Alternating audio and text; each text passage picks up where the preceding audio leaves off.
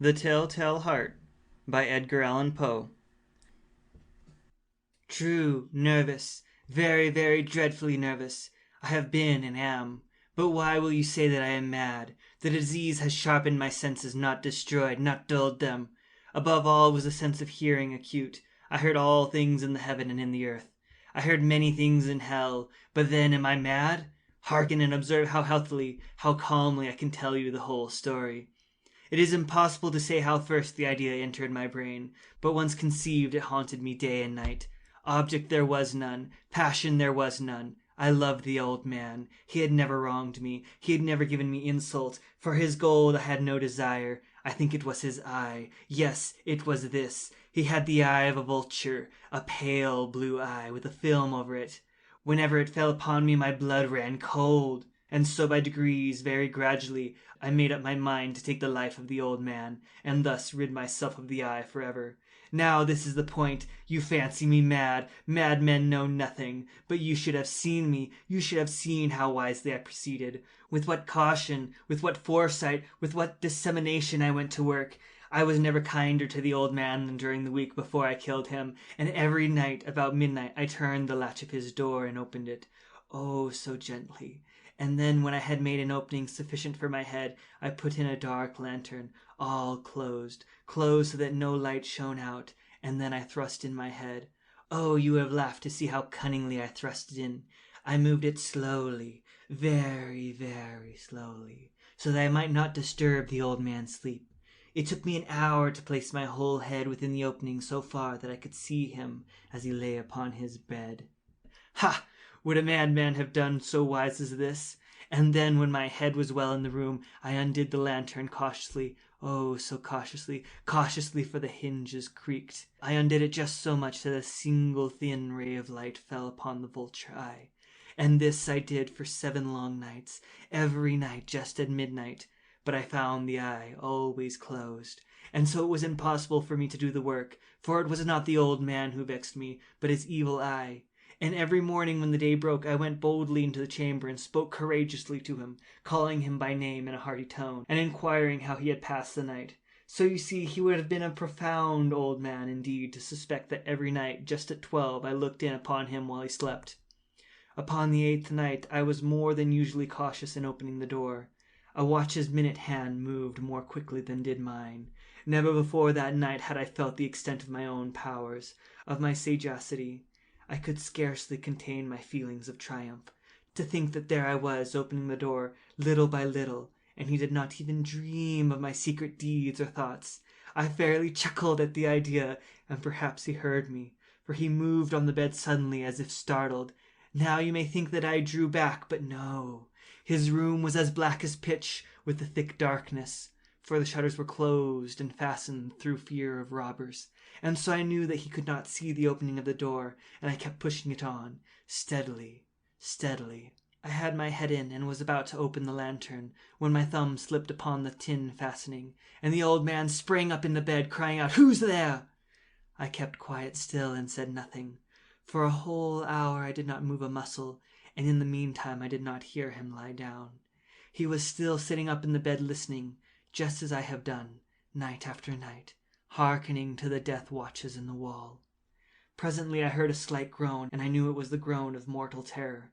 It was not a groan of pain or of grief. Oh, no! It was a low, stifled sound that arises from the bottom of the soul when overcharged with awe. I knew the sound well. Many a night, just at midnight, when all the world slept, it had welled up from my own bosom, deepening with its dreadful echo the terrors that distracted me. I say I knew it well. I knew what the old man felt, and I pitied him, although I chuckled at heart. I knew that he had been lying awake ever since the first slight noise, when he had turned in the bed.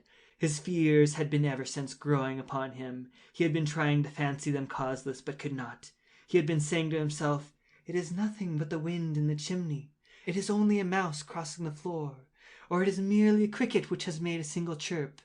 Yes, he had been trying to comfort himself with these suppositions, but he had found all in vain, because death, in approaching him, had stalked with his black shadow before him and enveloped the victim, and it was the mournful influence of the unperceived shadow that caused him to feel, although he neither saw nor heard, to feel the presence of my head within the room.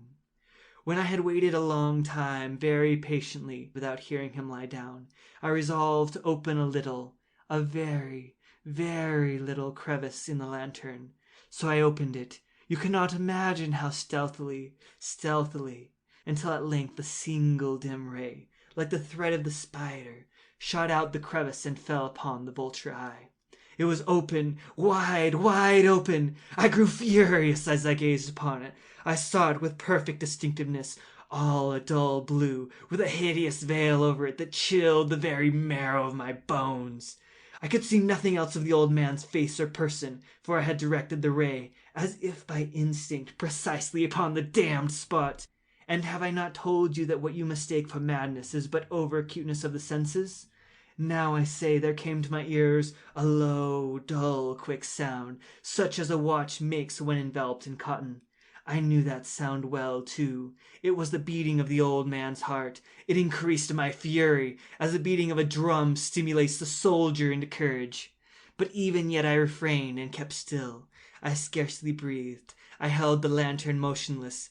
I tried how steadily I could maintain the ray upon the eye. Meantime the hellish tattoo of the heart increased. It grew quicker and quicker, and louder and louder. Every instant the old man's terror must have been extreme. It grew louder, I say louder, every moment. Do you mark me well? I have told you that I am nervous. I am. And now at the dead hour of night, amid the dreadful silence of that old house, so strange a noise as this excited me to uncontrollable terror. Yet for some minutes longer I refrained and stood still, but the beating grew louder, louder. I thought the heart must burst. And now a new anxiety seized me. The sound would be heard by a neighbor. The old man's hour had come.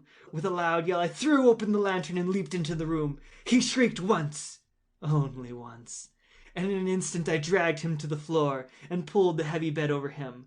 I then smiled gaily to find the deed so far done. But for many minutes the heart beat on with a muffled sound. This, however, did not vex me.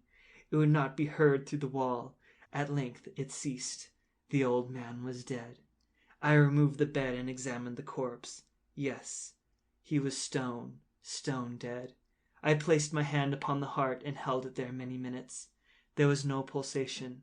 He was stone dead. His eye would trouble me no more.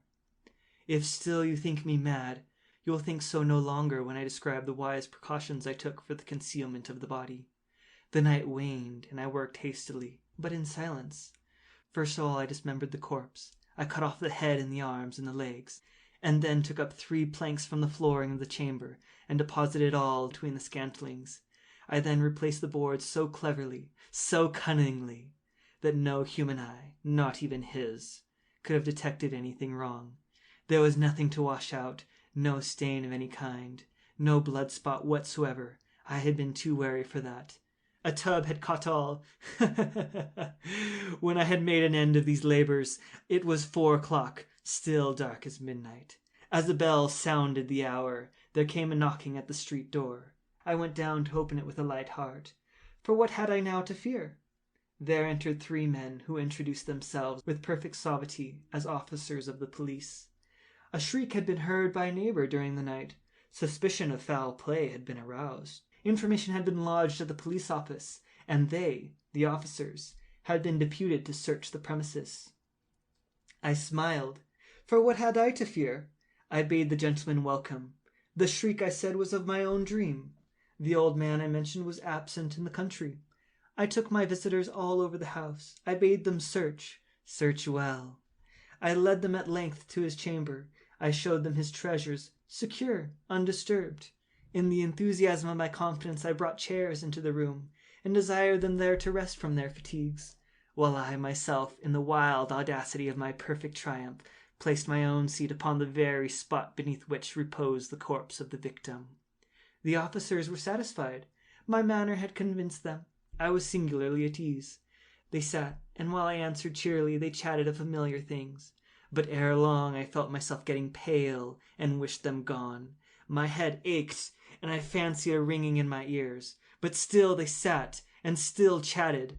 The ringing became more distinct. It continued, and became more distinct. I talked more freely to get rid of the feeling, but it continued and gained definiteness, until at length I found that the noise was not within my ears. No doubt I now grew very pale, but I talked more fluently, and with a heightened voice. Yes, the sound increased, and what could I do? It was a low, dull, quick sound, much such a sound as a watch makes when enveloped in cotton. I gasped for breath, and yet the officers heard it not. I talked more quickly, more vehemently, but the noise steadily increased. I arose and argued about trifles, in a high key and with violent gesticulations, but the noise steadily increased. Why would they not be gone? I paced the floor to and fro with heavy strides, as if excited to fury by the observations of the men, but the noise steadily increased. Oh God, what could I do? I foamed, I raved, I swore. I swung the chair upon which I had been sitting and grated upon the boards, but the noise arose over all and continually increased. It grew louder, louder, louder, and still the men chatted pleasantly and smiling. Was it possible they heard not? Almighty God, no! No, they heard! Suspected! They knew! They were making a mockery of my horror. This I thought, and this I think. But anything was better than this agony. Anything was more tolerable than this derision. I could bear those hypocritical smiles no longer. I felt that I must scream or die. And now again, hark! Louder! Louder! Louder! Villains! I shrieked. Dissemble no more! I admit the deed! Tear up the planks! Here! Here! It is the beating of his hideous heart!